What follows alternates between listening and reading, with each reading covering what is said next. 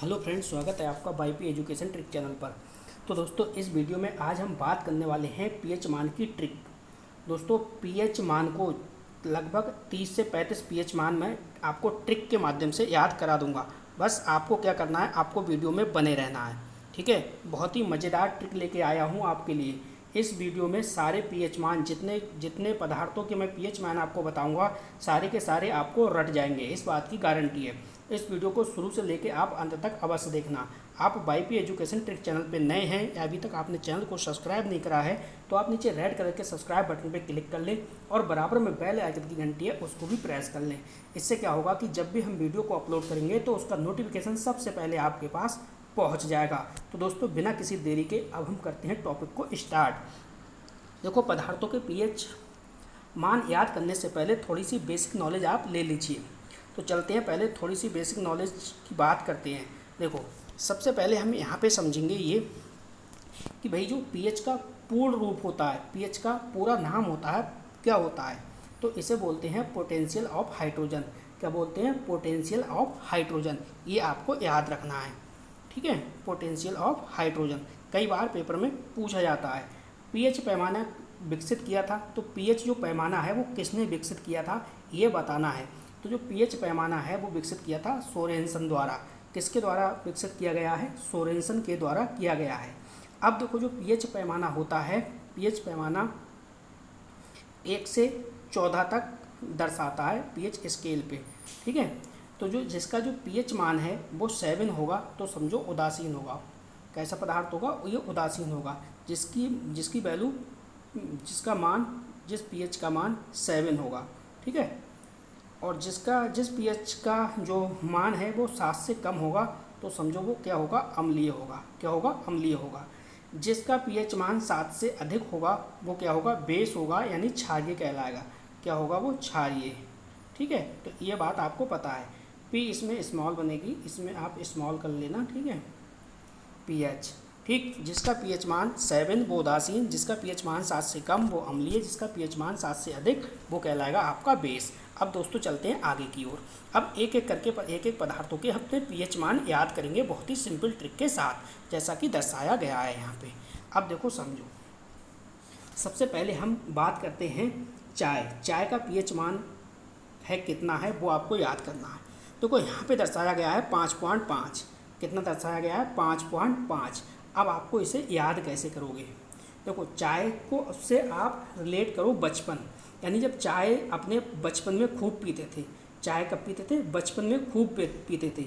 चाय, बचपन और 55। यहाँ पे क्या है? चाय क्या है? बचपन में पीते थे। बचपन यानी 55। 55 का मतलब 5.5, यानी चाय का पीएच मान कितना है? 5.5 है। जैसे जैसे मैं ट्रिक आपको बता रहा हूँ ये सारी आपके माइंड में सेट हो जाएंगी, और कुछ समय के बाद जब आप वीडियो के अंत तक पहुँचोगे तो सारे पदार्थों के पीएच मान आपको याद हो चुके होंगे। इसी प्रकार देखो, स्वस्थ त्वचा का पीएच मान क्या है? स्वस्थ त्वचा का पीएच मान। अच्छा, आप बताओ, जब आप बचपन में चाय पीते थे तो क्या आपकी जो त्वचा है वो स्वस्थ रहेगी? जी नहीं। आप कहोगे भाई बचपन और 55 में त्वचा तो स्वस्थ नहीं रहने वाली, त्वचा स्वस्थ नहीं रहने वाली। तो इसका भी जो पीएच मान कितना है? 55। 55 का मतलब है 5.5। इसका भी पीएच मान कितना होता है? 5.5 होता है। इसी प्रकार देखो, कॉफ़ी। नेक्स्ट है हमारा कॉफ़ी का पीएच मान कितना है? तो यहाँ पे दे रखा है 5। कॉफ़ी का पीएच मान आपको कैसे याद करना है वो आपको बताना है।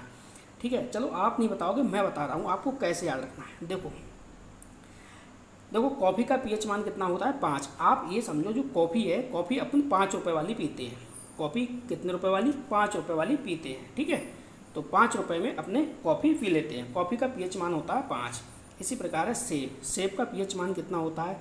दोस्तों, सेब का पीएच मान होता है 3। देखो, इसको कैसे याद रखो? देखो, जो सेब होता है ना, सेब आप तीनों टाइम सेब खाओगे तो आप स्वस्थ रहोगे। क्या है? आप कितने टाइम? तीनों टाइम। आप तीनों टाइम सेब कहोगे तो क्या रहोगे?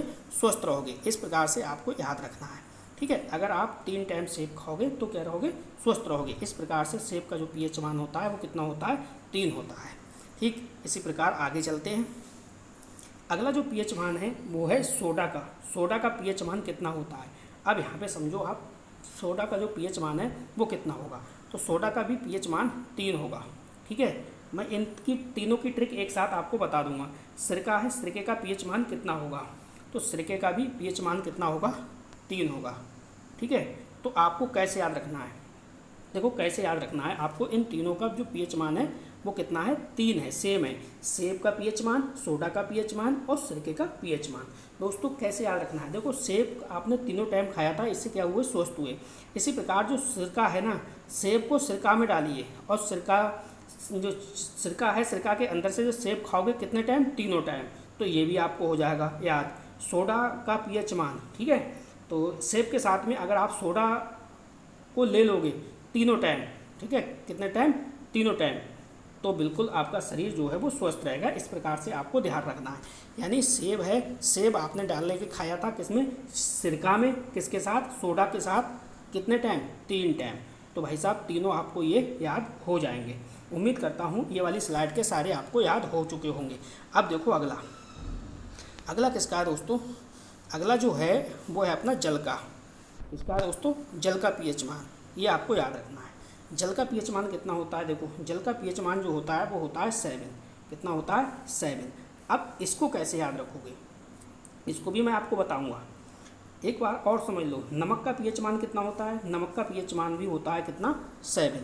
यानी सेब का पीएच मान, वो सॉरी, जल का पीएच मान होता है वो भी कितना होता है, 7, और नमक का पीएच मान है वो भी 7 है।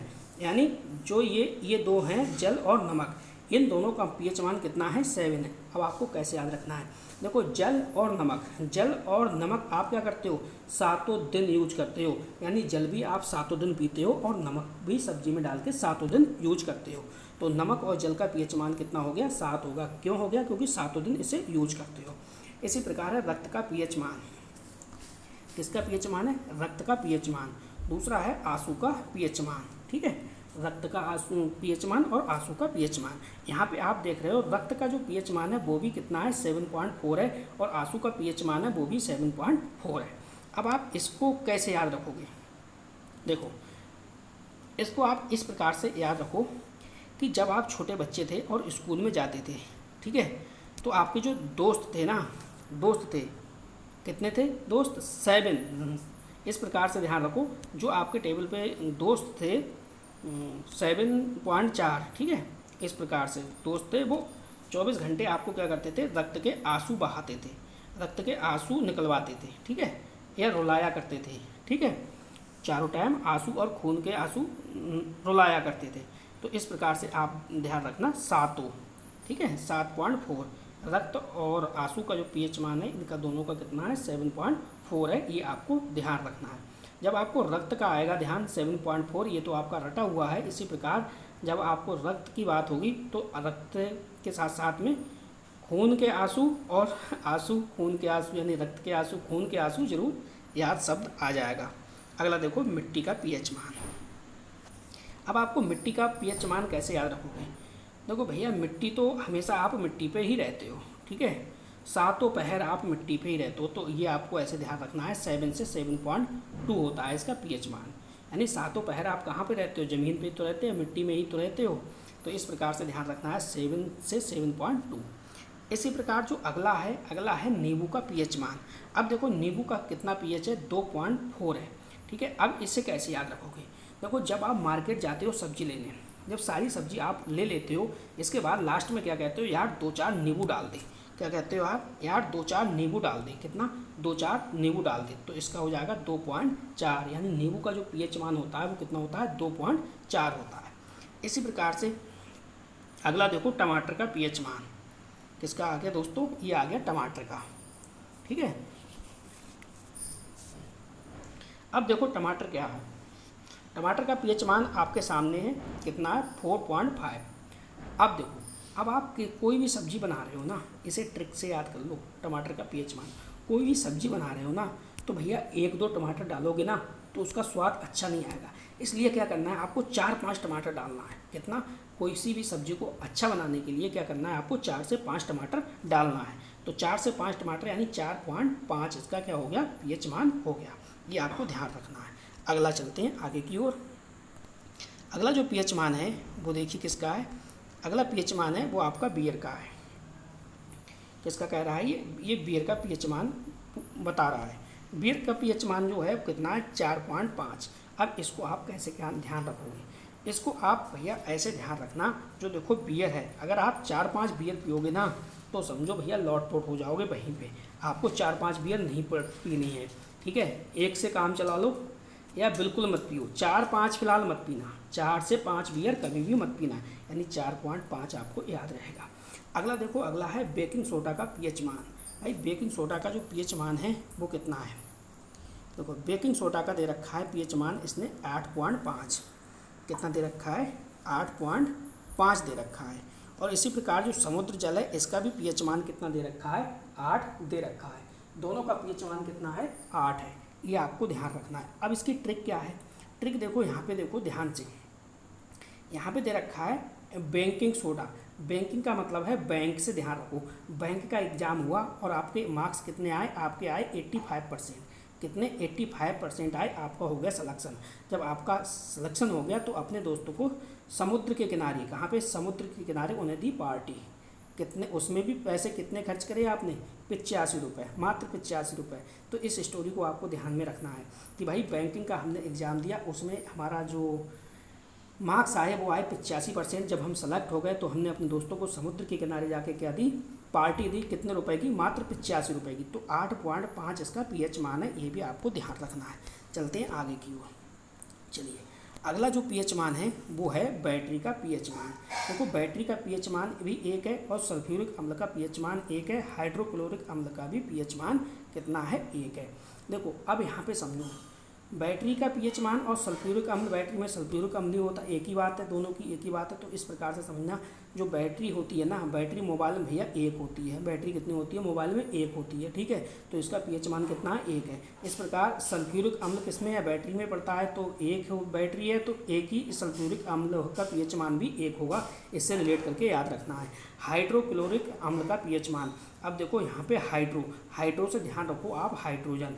हाइड्रो से क्या ध्यान रखना है आपको ध्यान रखना है हाइड्रोजन।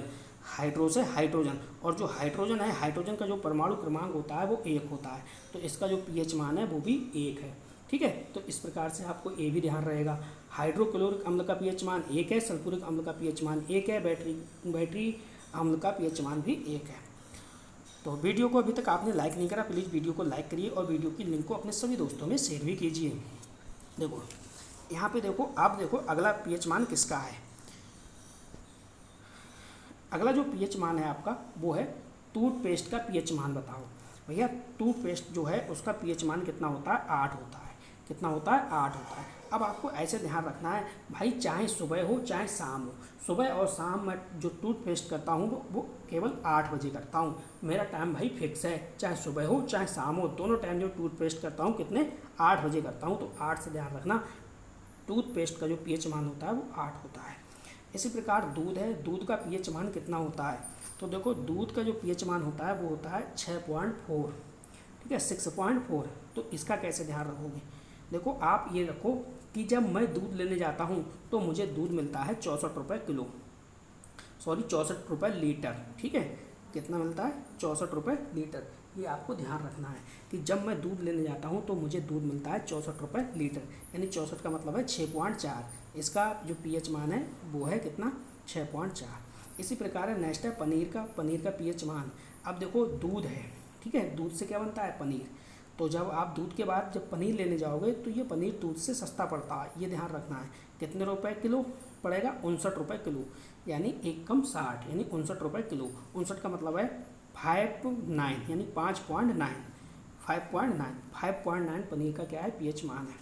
इसी प्रकार अगला देखिए, अगला जो है वो आपको दही का है। किसका कह रहा है भाई, दही का जो पीएच मान है वो कितना होता है, तो आपको ये बताना है। जो दही का पीएच मान है वो होता है 6। दही का पीएच मान कितना होता है, 6। ये आपको ध्यान रखना है। पनीर का कितना है, पनीर का पीएच मान मैंने बताया था 5.9, और 5.9 का मतलब बताया था मैंने 59 रुपये किलो। 59 में 1 जोड़ोगे 60 हो जाएगा, 60 का मतलब 6। तो दही का कितना है, 6, ठीक है। ये आपको ध्यान रखना है।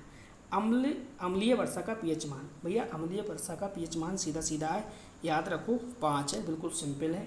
इसी प्रकार है जो सामान्य वर्षा है, सामान्य वर्षा का पीएच मान कितना होता है, ये होता है 5.6 से 6। तो ये भी बिल्कुल सिंपल है, ये भी आपको याद रखना है। दोस्तों आपको कमेंट करके बताना है कि आपको वीडियो कैसी लगी। अगर वीडियो आपको समझ में आई है और सारे जो मैंने पदार्थों के पीएच मान बताए हैं वो भी आपके समझ में आए हैं, तो प्लीज़ चैनल को सब्सक्राइब करिए और इस वीडियो को ज़्यादा से ज़्यादा लोगों में शेयर करिए। बस दोस्तों इस वीडियो में इतना ही था। वीडियो देखने के लिए आपका बहुत बहुत धन्यवाद। मिलते हैं नेक्स्ट वीडियो में न्यू टॉपिक के साथ। आपका दिन शुभ हो।